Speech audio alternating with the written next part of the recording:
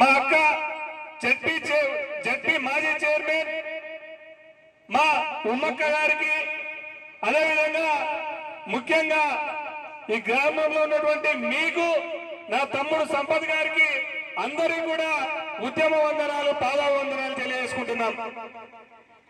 అమ్మలారా, తెలంగాణ ఉద్యమంలో ఉస్మానియా యూనివర్సిటీ విద్యార్థి నుంచి ఎన్నో కేసులు పెట్టుకున్నాం.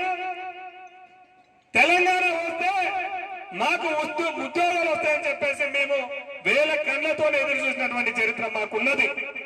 7 సంవత్సరాలు అయితే కేసీఆర్ అధికారంకి వచ్చి మాకు ఉద్యోగాలు ఇవ్వంటే ఇయ్యట్లేడు. ఏమి ఇస్తుండు? గొర్రెలు ఇస్తుండు. మా గొర్రెలు రావా? ఉన్నారా? గొర్రెలు వచ్చినాయా? వచ్చినాయి రాలేదా? వచ్చినాయి. మా ముదిరాజు సోదరులు ఉన్నారా? ముదిరాజు వాళ్ళకి చేపలు వచ్చినాయి. మా ఎరకల సోదరులు పందులు వచ్చినాయి. కొంతమందికి బర్రెలు వచ్చినాయి. బాగున్నాయి. డిగ్రీలు చేసి పీజీలు చేసి ఉద్యోగాలు లేక మీ పందులను బర్రెలను గొర్రెలను కావాలి. వాళ్ళు మాత్రం ఏసీ కార్లలో తెలంగాణ దోచుకుంటున్నారా? ఇవాళ మీ ఊరికి హరీష్ రావు అబద్ధాల పుట్ట హరీష్ రావు వస్తాడు, అడుగుర్రి. మరి నువ్వు ఏసీ కార్లు అడుగుతున్నావు, మా బిడ్డలను పందుల గొర్రెలు కాల్చుకుంటున్నా బిడ్డ, 2 రోజులు మా పందుల కాడికి గొర్రెల కాడికి బర్రెలకు అని అడగండి. అడుగుతారా? అడుగుతారా లేదా? ఏమని అడుగుతారు? ఏమ్రా బిడ్డ గల్లబట్టి అడగండి. ఏమ్రా బిడ్డ, మా పిల్లలు ఆత్మహత్యలు చేసుకుంటే ఉద్యోగాల గురించి మాట్లాడకుండా అవ్వ బర్రెలు వచ్చినాయనే, అవ్వ పందులు వచ్చినాయనే వాడి నోట్ల మన్ను పడ ఈ పందుల కోసం అమ్మ మీ తెలంగాణ తెచ్చింది.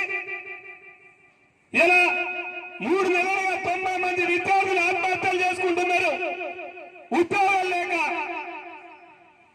ఉద్యోగాలు అయిన నానంటే ఉద్యోగాలు ఇయ్యాడు.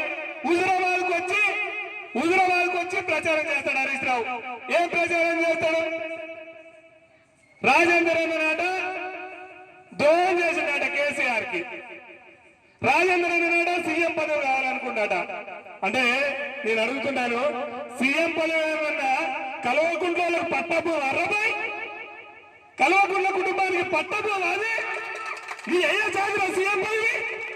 నీ ఇంటికే పదవి కావాలి, నీ బిడ్డకు మంత్రి పదవి కావాలి, నీ కొడుకు ముఖ్యమంత్రి చేయాలని చూస్తావు, హరీష్ రావును మంత్రిని చేస్తావు. కానీ తెలంగాణ ఉద్యమంలో జైలున్న బిడ్డల్ని మా తనువులు ఇవాళ మీ ఓట్ల కోసం మేమంతా రాజేందర్ అన్న గెలుపు కోసం మేమందరం ఎదురు చూస్తున్నాం. మీరు చైతన్యవంతులు. నిజంగా నాకు అనిపించింది, నేను ఈ నియోజకవర్గంలో పుట్టలేని బాధపడుతున్నాయి. ఎందుకంటే కేసీఆర్ 600 కోట్లు ఖర్చు పెట్టినా కూడా రాజేందర్ అన్ననే అంటున్నారంటే మీరే గొప్పోళ్ళు. కేసీఆర్ 600 కోట్లు ఖర్చు పెట్టినా ఇంకా కూడా రాజేందర్ అన్న మేము సచ్చినాక రాజేందర్ అన్నకే ఓటేస్తాం అబ్బాయి అన్న గొప్పోళ్ళు.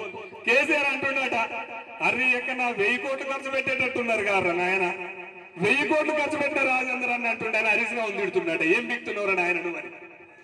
ఏం బిక్తున్నావురా? రాజేందర్ ఓడగొట్టలేవారా? నువ్వు ఏం బిక్తున్నావు హరీష్ రావు అంటున్నాడు. నిజంగా మీరు చైతన్యవంతులు. కానీ ఇన్ని రోజులు ఒక ఎత్తు, ఇప్పుడు ఒక ఎత్తు. కేసీఆర్ అనే దుర్మార్గుడు లేకపోతే, కేసీఆర్ అనే దుర్మార్గుని మనం ఓడగొట్టకపోతే ఈ యొక్క హుజురాబాదే ఆగం కాదు, తెలంగాణ మొత్తం సర్వనాశనం అవుతుంది. మా నిరుద్యోగులంతా సర్వనాశనం అవుతారు. మీ రైతాంగం మొత్తం సర్వనాశనం అవుతుంది. కులాల వారిగా సర్వనాశనం చేస్తాడు. ఈ దొంగని ఓడగొట్టాలి. ఈ దొంగను ఓడగొట్టాలంటే, ఈ దొంగని గద్దె చూపాలంటే మీ మొనగారి బిడ్డ, మీ టైగర్ రాజేందర్ అన్నతోనే ఇది సాధ్యమైతే అనే విషయాన్ని మీరంతా ఆలోచించాలి. అవా దళితులకు 10 లక్షలు ఇస్తానంటుండు. 10 కాదు భయ్, 20 లక్షలు ఎవరు అంటుండు? ఎవరు? కేసీఆర్ ఏమన్నా ఫామ్ హౌస్ లో నాగలు దున్నిస్తుండా? లేకపోతే ఆయన మోటదోలు ఇస్తుండా? ఎవరి డబ్బులన్నా మనం కట్టిన డబ్బులు తీసుకొచ్చి మనకిచ్చే ఆయన ఫామ్ హౌస్ లో వ్యవసాయం చేసినట్టు గొప్పలు చెప్తాడు. ఆయన 100 మీటర్లు ఒక గీత గీస్తే దాని మీద కదలకుండా నడవంటే నడవలేనోడు వ్యవసాయం చేస్తాడు. రైతులకు ఒడ్లు కొనమని చెప్తుండు. మరి ఏం కొంటావయ్యా నువ్వు? మరి ఏం కొంటావు? నిరుద్యోగులకు ఉద్యోగాలు, రైతులు చూడడు, ఎవరిని చూస్తాడమ్మా? దోచుకునేటోనికి. కాళేశ్వరం ప్రాజెక్టు మీద లక్ష కోట్లు దోచుకుంటాడు, ఆందోళనకి ఇస్తాడు అవకాశం, తెలంగాణని నాశనం చేస్తాడు. ఇంకా ఇంకా ఆందోళన కంటే ఎక్కువ దోపకం మీ కేసీఆర్ మీదనే ఉంది. కాబట్టి చివరిగా మరొక్కసారి మీ కాళ్ళు మొక్కి చెప్తున్నా, మాలాంటి బిడ్డల్ని కాపాడుకునే అవకాశం మీకే ఉంది. మాలాంటి మీ బిడ్డలు చదువుతున్నారా? మీ బిడ్డలందరూ చదువుతున్నారు కదా? చదువుతున్నారా? ఇక దండుపాలలాగా కాలకే బ్యాచ్ లాగా తాలిబాన్లాగా బయటపడి ఓడు చెమ్మికుండకి ఎమ్మెల్యే అంటాడు, ఓడు వీరవంగకి ఎమ్మెల్యే నేను అంటాడు, ఓడు కమలాపూర్కు నేనే ఎమ్మెల్యే అంటాడు. చరిత్ర ఇప్పటి వరకు పెట్టుకో ఇంటికి రెప్పల్లాగా నిన్న పాడుకుంటూ రాజేందర్ అన్న. అలాంటిదని ఇలా హుజరాబాద్ ఆగం చేయాలని దొంగలు ఇక్కడికి వచ్చి చూస్తున్నారు. వాళ్ళ ప్రచారం చేసేటప్పుడు ఇట్లా కార్లు తిరుగుతాయి కదా, వాళ్ళు ఏమనుకుంటున్నారు అంటే, అరే ఈసారి మనోని గెలిపించుకోవాలి, పోత ఇక్కడ గవర్నమెంట్ భూములు ఏమున్నాయో చూడురా, ఇవన్నీ కబ్జా పెట్టుకోవాలంటున్నాడు టీఆర్ఎస్. వాడు పోతారే కాంట్రాక్ట్ ఉద్యోగాలు రాజేంద్ర పెట్టించాడు కదా, మన సిద్దిపేటలో తీసుకొచ్చుకొని ఇక్కడ జాబులు పెట్టించుకుందాం, యాడున్నాయో ఉద్యోగాలు చూడురా అంటున్నాట. అరే ఇంకోటి ఏమంటుందంటే, అరే ఈ గుట్టలు ఆడున్నాయో చూడరా, ఈ గుట్టల వ్యాపారం నేను చేసుకొని చైనా పంపిస్తాను ఓటు తిరుగుతుందట. అన్న మీ రాజేందర్ అన్న ఉంటే మీ ఇంటిలాగా మీ ఇంట్లో బిడ్డల్లాగా ఎంత మంచిగా కాపాడుకుంటాడన్న. కాపాడుకుంటాడా లేడా? రాజేందర్ అన్న కాపాడుకుంటాడా లేడా? ఇవాళ రాజేందర్ అన్నని ఓడగొట్టి హుజరాబాద్ ని సర్వనాశనం చేయాలని తిరుగుతురన్న.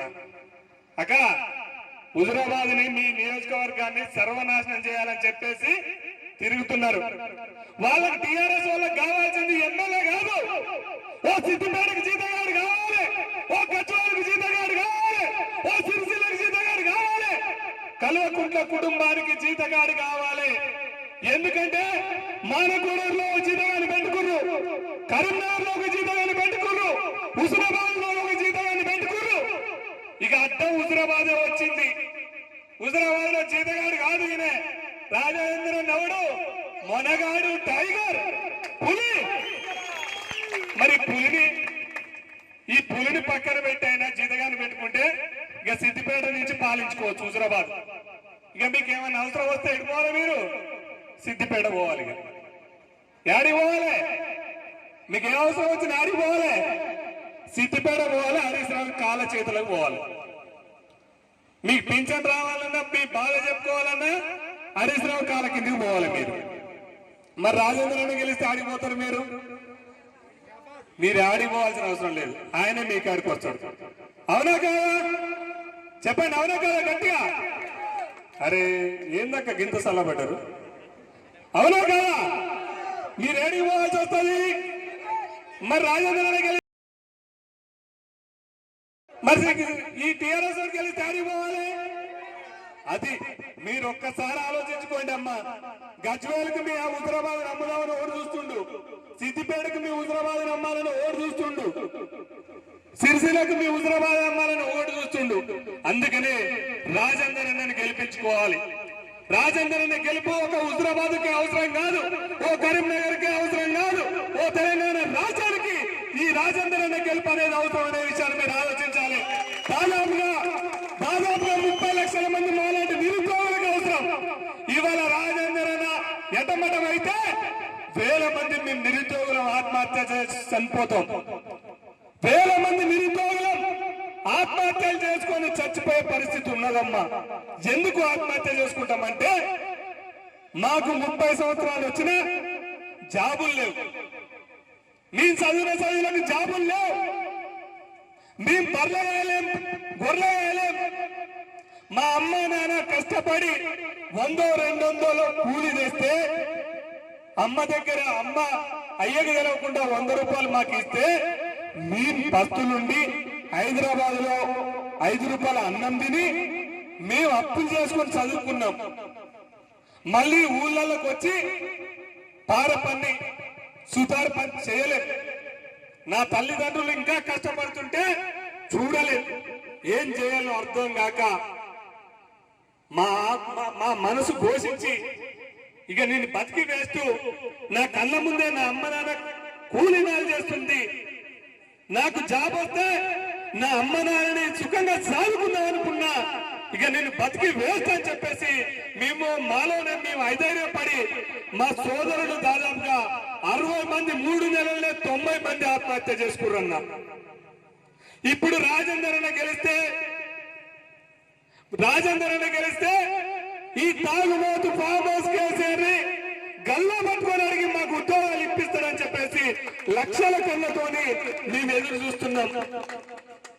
మీరు మీ బతకాలి, మీ సుఖంగా బతకాలంటే రాజేందర్ అన్న కోటేయాలి. మేము చనిపోవాలనుకుంటే టీఆర్ఎస్ కోటేసుకోండి. మేము చావాలా బతకాలా గట్టిగా చెప్పాలి. సావురాబాయి మీరు ఎందుకన్నట్టు ఉంది మీదైతే. సావాలా బతకాలా? సావాలా బతకాలి. నిరుద్యోగులు బతకాలంటే ఏం చేయాలి? ఎవరికేయాలి? ఎవరికి వినపడట్లే. ఎవరికేయాలి? అమ్మ గట్టిగా గెలిపించుకుందా 1,00,000 ఓట్లతో రాజేంద్ర జై రాజేంద్రన్న, జై రాజేంద్రన్న. మైక్ పాడువాడు ఇది కూడా సహకరించట్లే మన టీఆర్ఎస్ లాగానే వేదిక